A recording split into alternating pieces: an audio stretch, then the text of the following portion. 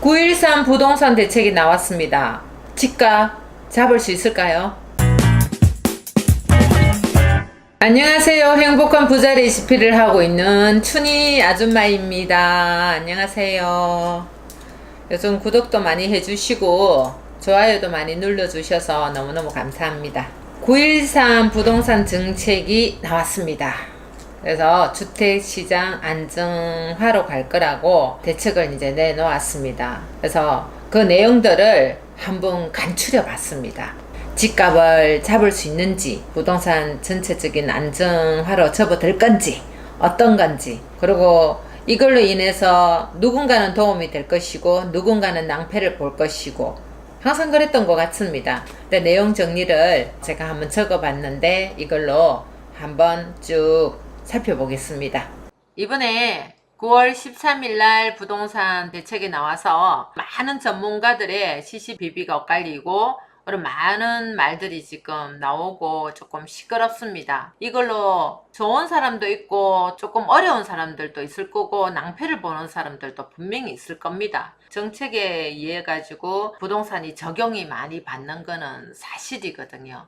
네, 이 정책이 주택시장을 안정화로 가기 위해서 이 대책을 내놨기 때문에 이거를 좀 잘 잡아가지고 모든 사람이 안정되게 집에서 거주할 수 있었으면 좋겠다는 바람입니다.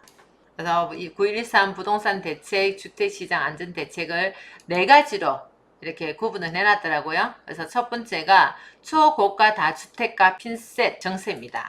그리고 종부세 최고 세율 3.2%까지, 그리고 2주택 이상 규제 지역의 주담대 금지, 주택담보대출을 금지시키겠다는 거예요. 2주택 이상입니다. 그리고 투기지역의 임대사업자의 LTV 40%를 적용시키겠다는 거예요. 이것도 주택담보대출입니다. 적용시키겠다는 겁니다. 이렇게 쭉 나열을 한번 해봤습니다. 첫 번째가 앞으로 주택을 가진, 앞으로 중요한 겁니다. 앞으로 이전에 해놨는 사람이 아니고 앞으로 주택을 가진 사람은 투기지역이나 투기과열지구, 조정 대상 지역 등 규제 지역에서 주택을 새로 살 경우 주택담보대출을 받을 수 없다. 강력하게 없다 해놨습니다. 2주택 이상 보유자에 대해 종합부동산세 최고 세율이 참여정부 수준 이상인 최고 3.2%로 중과되고 세부담, 전년도 재산세 종부세 상한도 현행 15%에서 300%로 상향 조정되고, 이 밖에 2주택 이상 보유 세대는 규제 지역 내 주택 신규 구입을 위한 주택담보대출도 금지가 된답니다. 세 번째로는 1주택 세대는 규제 지역 내 주택 신규 구입을 위한 주택담보대출을 원칙적으로 금지하지만은 추가 주택 구입이 이사나 부모 봉양 등 실수요이거나 불가피한 사유로 판단되는 경우에도 예외적으로 허용 허용해 준답니다. 그리고 네 번째는 전세자금 보정의 경우 주택 보유자는 공급을 제한하고 1주택자의 경우 부부 합산 소득 1억 원 이하까지만 공적 보정을 또 제공한다고 해놨습니다. 그리고 2주택 이상자에게는 전세자금 대출에 대한 보정을 원천 금지합니다. 정부는 또 종부세 가표 3억에서 6억 원 구간을 신설해서 세율을 또 0.7%로 0.2%까지 인상을 하겠다고 합니다. 정부는 또 1주택 이상 보유자가 조정 대상 지역에 9월 13일 날 이후에 새로 취득한 주택에 대해서는 임대 등록 시에도 양도세를 중과하고 종부세를 합산 과세하기로 했다. 등록 임대주택에 대한 양도세 감면도 임시 개시 때 수도권 6억 원, 비수도권 3억 원 이하 주택에 한해 적용을 시킨답니다. 종합부동산세 대폭 강화시켰어요. 대폭 강화시켜가지고 제가 이렇게 표를 만들어서 알아보기 쉽게 이렇게 해놨습니다. 이전 거와 9.13 대책 이후 적용되는 세율에 대해서 이렇게 해놨는데, 가세표준 현행, 그리고 일반 3주택 이상 조정 대상 지역의 2주택 이상 뭐 이렇게 되는 프로스를 잘 보시고 활용하시기 바랍니다. 여기도 쭉 적어놨습니다. 금액. 근데 이렇게 뭐 이 금액이 이 정도 많이 올라가시는 분들한테는 이 세금이 상당히 클 거라고 봅니다. 그리고 전세자금 보정 및 대출에 관한 거를 여기도 한번 적어봤습니다. 공적 자금은 여기에 한국주택금융공사와 도시공사에서 이런 대출 가능한 금액 이렇게 해놨습니다. 그리고 서울보증 같은 경우에는 민간입니다. 민간에서도 이렇게 대출할 수 있도록 해놨습니다. 여건은 이제 만들어 놨는데 이게 다 잘못된 것도 아니고 다 잘 된 것다라고 볼 수도 없는 건데 집을 살 때 무주택자일 때는 필요한 부분도 있습니다. 제가 PPT로 알아보기 쉽게 이렇게 풀어놔 봤어요. 이걸 잘 활용하시는 분들이 계셨으면 좋겠어요. 그나저나 정부에서는 9.13 대책을, 부동산 대책을 주택시장 안정하라고 하는데 이 주택이라는 거 말이에요. 일반인들이 누구나 다 쉽게 갔을 수 있는 집이 아니에요.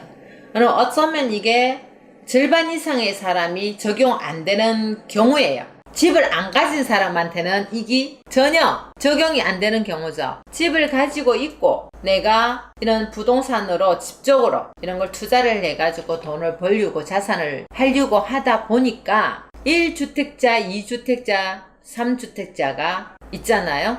그 사람한테 적용이 되는 거예요. 적용이 되다 보니까 그 사람들 또한 돈을 벌기 위해서 대출을 받았거나 여러 가지 사연들이 있을 거거든요. 근데 금리도 올린다고 해서니까네 이게 낭패 보는 사람도 있다는 거예요. 돈을 한번 벌려보려고 시작했던 사람들이 때 아닌 정책으로 낭패를 본다는 거예요. 그러면 여태까지 수많은 부동산의 정책을 풀었다가 좋았다가 풀었다가 좋았다가 했잖아요. 그러는 동안에 항상 덕 보는 사람도 있고 손해보는 사람도 있고 덕 보는 사람도 있고 손해보는 사람도 있었다는 거예요. 그러다 보니까 많은 사람들이 일반인들은 뒷차를 타는 경우가 많아요. 정보를 빨리 접해가 빨리 결정 내리가 빨리 이렇게 전진하면 되는데 미적미적거리다가 되겠나 아 저거 되겠나 하면서 남들이 막 갈 때 그때 따라가서 움직이다 보니까 항상 이는 어떤 정책에 의해서 턱걸이로 걸리는 거예요. 그래서 낭패를 보는 사람이 더 많이 속출한다는 거예요. 근데 전혀 대출이나 이런 걸 적용 없이 정말 돈이 있어가지고 주택을 뭐 이렇게 사거나 했던 사람들한테는 또 뭐 보유세라는 게 있기 때문에 또 다 좋다고 볼 수는 없지만 보유세가 아무리 많은들, 양도세가 아무리 많은들 재산이 많이 갖고 있는 사람을 감당하겠습니까? 그렇지는 않잖아요. 뭐 정책이 어쨌든 이 정책으로 또 계속 10년, 20년, 몇십 년 가는 게 아니기 때문에 정책은 바뀌기 때문에 또 어떻게 될지 잘 모르겠습니다. 그리고 또 시간이 지나봐야 또 아는 일이고 이러기나 저러기나 말았거나 간에 그냥 이런 모든 것들이 정말 일반 서민들한테 적용되는 혜택되는 그런 정책이었으면 좋겠어요. 우리를 위한 정책이었으면 좋겠습니다. 2천, 3천 가지신 분들은 전셋집을 얻는데 너무나 많은 어려움을 가지고 있어요. 대체적으로. 그런 사람들한테 주거가 정말로 말 그대로 아파트 선전할 때 그런 거 많이 하잖아요. 행복의 보금자리 뭐 이런 거 많이 하잖아요. 행복의 보금자리가 아니고 잘못하면 불행의 보금자리잖아요. 근데 정말로 주거의 용도로서 많은 사람들한테 행복을 줄 수 있다면 좋겠어요. 주택이라는 게 원래 그런 용도잖아요. 그런 용도로 됐으면 좋겠습니다. 오늘은 여기까지 하겠습니다. 부동산 정책에 대해서 한번 알아봤습니다. 다음 시간에 또 뵙겠습니다.